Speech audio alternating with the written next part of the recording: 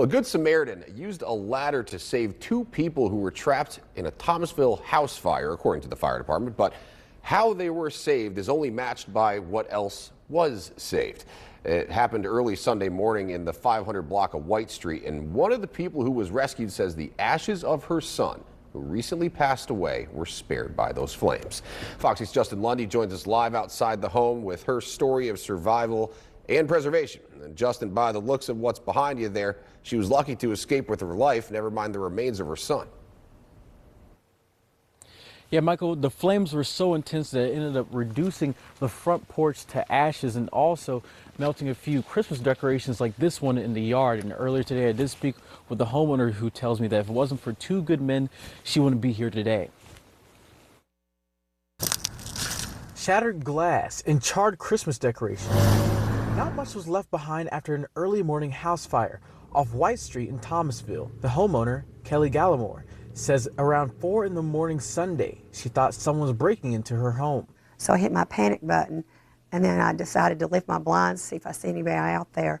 And when I lifted the blinds, I saw flames on the edge of the porch this high. To escape the blaze, Gallimore and a friend who was staying with her jumped out of the second floor window, and two Good Samaritans spotted them. Some guys down there yelling, and I'm like, there's a ladder around the house, go get the ladder, go get the ladder.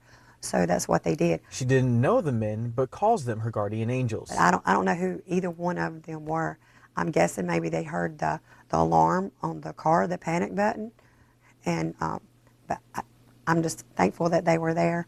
Gallimore says though she lost almost everything, the ashes of her son, Alex Charette, who recently passed away unexpectedly, were spared in the fire. And whenever the fire broke out, I had a lamp that was made out of seashells, the lampshade, and it fell on top of my son's ashes, and they were intact after the fire. And although the hardship comes during the season of giving, she's just grateful those strangers gave her the gift of life. I thank God that he woke me up just in time.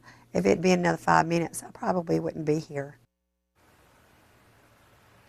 Gallimore tells me that she's staying with her parents for the time being, and that's a blessing, especially with Christmas just a week away. But for now, reporting live in Thomasville, Justin Lundy, Fox 8 News. Thank goodness those guys were there, Justin. Thanks. The Thomasville Fire Department still investigating the cause of that fire.